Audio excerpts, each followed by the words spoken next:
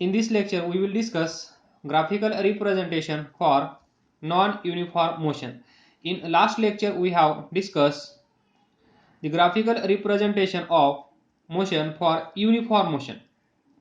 Now see, what is non-uniform motion? Consider this body having initial velocity u, acceleration a. After some time, this body will be reached at this position, and at this position this body has final velocity v. During this, s is a distance traveled by this body, t is time taken by body to reach here. Now see, what is non-uniform motion? जर ती body एका सेकंदामध्ये 2 metre distance travel करत असेल, त्यानंतर पहा ही body इथे आहे, दिस is road body. तर पहा पहिल्या सेकंदामध्ये 2 मीटर डिस्टन्स ट्रॅव्हल केलं, त्यानंतर बॉडी इथे असेल, त्यानंतर 1 सेकंद, त्यानंतर एका सेकंदामध्ये 5 मीटर डिस्टन्स ट्रॅव्हल केलं. तर पहा 5 मीटर म्हणजे ती बॉडी इथे असेल, 5 मीटर, 1 सेकंद, त्यानंतर 1 सेकंद 13 मीटर. तर पहा ती बॉडी कुठे असेल, इथे असेल.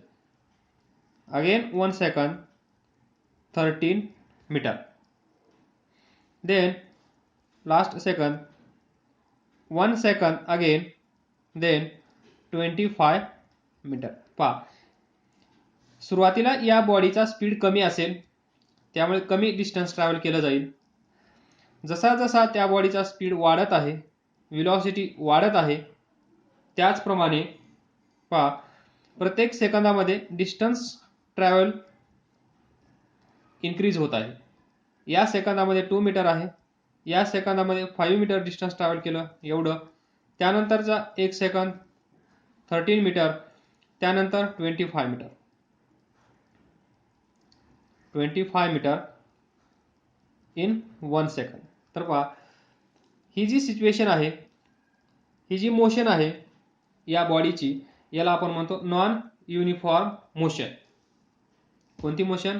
Non uniform motion. तर पहा नॉन युनिफॉर्म मोशन म्हणजे काय? इथे पहा 2 मीटर, 5 मीटर, 13 मीटर, 25 मीटर. याला काय म्हणू शकतो आपण? Unequal distance travel by body. पहा 1 सेकंद 1 सेकंद 1 सेकंद 1 सेकंद म्हणजेच equal interval of time, equal interval of time. पहा इथून इथे 0 to 1 1 second, 1 to 2 1 second, 2 to 3 1 second, आणि इथे 3 to 4 1 second. Time interval 1 second 1 second 1 second 1 second. म्हणजेच ज्यावेळेस एखादी बॉडी अनइक्वल डिस्टन्स ट्रॅव्हल करत असेल in equal interval of time, त्यावेळेस त्या मोशनला आपण म्हणतो non uniform motion. Whereas in uniform motion प्रत्येक सेकंदामध्ये इक्वल डिस्टन्स ट्रॅव्हल केलं जातं. इथे अनइक्वल राहत नाही, तर काय असतं? Equal distance travel by body in equal interval of time, त्याला आपण म्हणतो युनिफॉर्म मोशन. आणि नॉन युनिफॉर्म मोशन म्हणजे unequal distance travelled by body in equal interval of time. तर पहा नेक्स्ट या सिच्युएशनचा आपण ग्राफ काढूया. आपल्याला पाहिजे काय? Graphical representation of motion for non uniform motion. तर पहा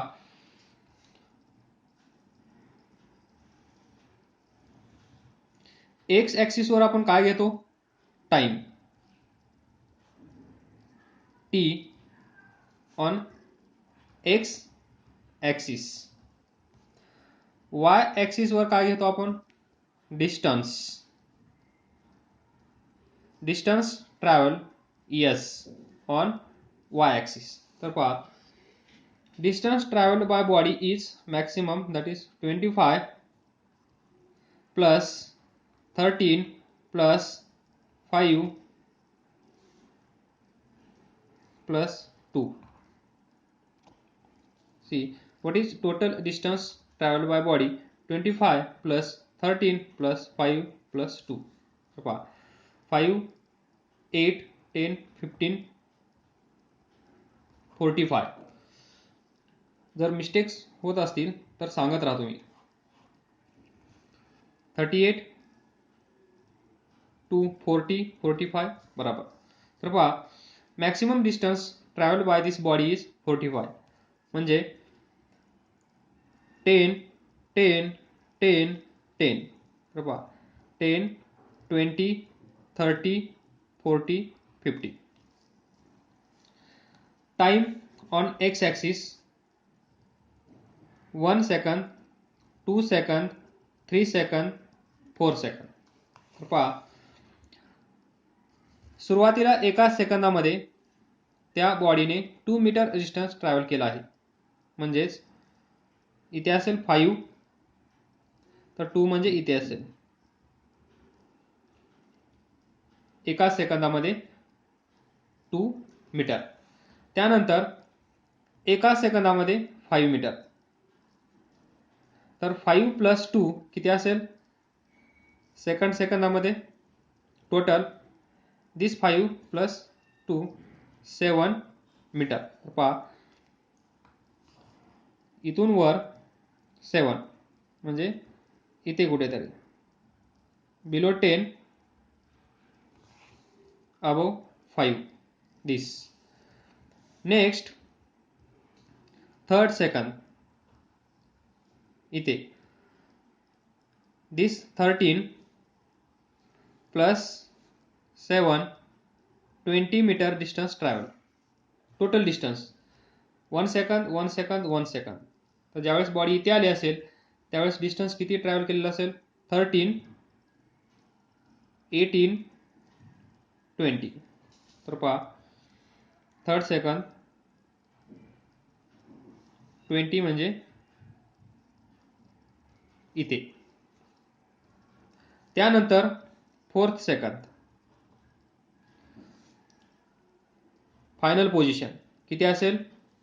45 मीटर. इथून वर 40 इथे आहे, तर 45 इथे असेल. This. Now join this all points. C,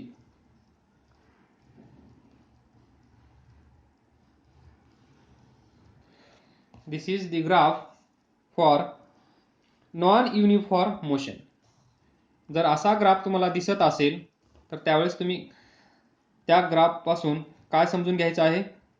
motion of body is non uniform. This body has non uniform motion. जर तुम्हाला असं सांगितलं त्या बॉडीची मोशन नॉन युनिफॉर्म आहे तर तुम्ही ग्राफ कसा ड्रॉ कराल? असा. वाईस वर्सा. एस इकडे टी.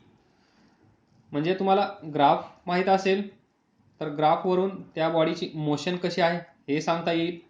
जर त्या बॉडीची मोशन तुम्हाला माहित असेल तर त्यावरून तुम्हाला ग्राफ काढता येईल. This is non uniform motion of body.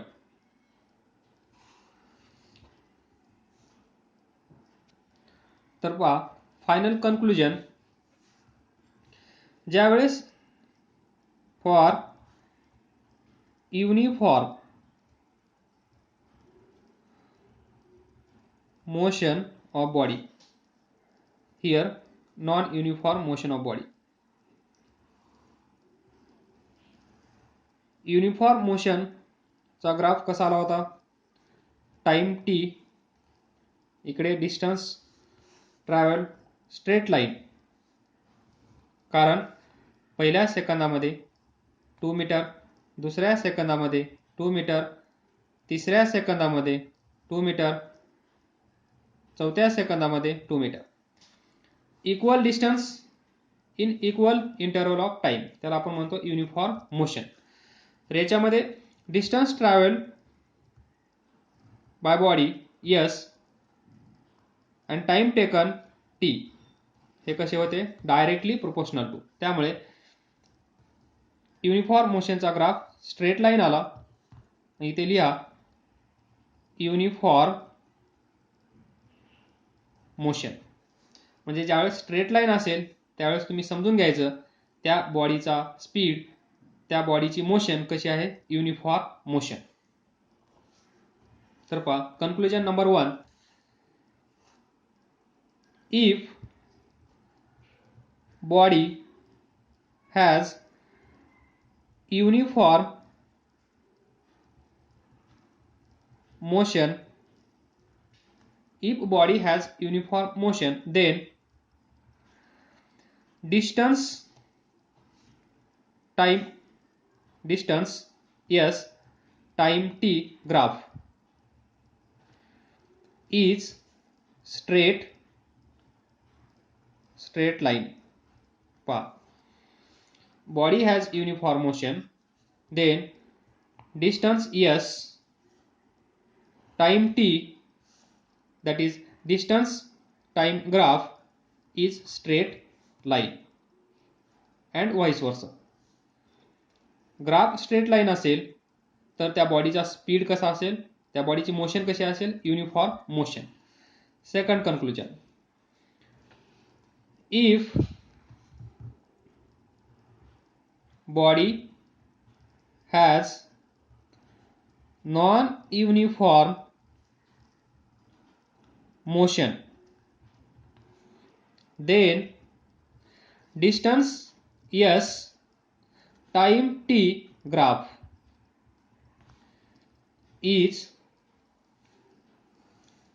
या ग्राफला आपण काय म्हणू शकतो? Curve line. आणि यालाच म्हणतो आपण पॅराबोला. हा जो कर्व आहे या कर्वचं नाव काय आहे? पॅराबोलिक नेचर और पॅराबोला. म्हणजे ज्यावेळेस बॉडीचा स्पीड, बॉडीची मोशन नॉन युनिफॉर्म असेल त्यावेळेस डिस्टन्स टाइम ग्राफ कसा असेल? Curve line. किंवा जर तुमच्या समोर असा ग्राफ आला इथून पुढे तर त्या बॉडीचा स्पीड म्हणजे त्या बॉडीची मोशन कशी असेल? Non uniform motion. Straight line आल्यानंतर युनिफॉर्म मोशन, कर्व आल्यानंतर नॉन युनिफॉर्म मोशन.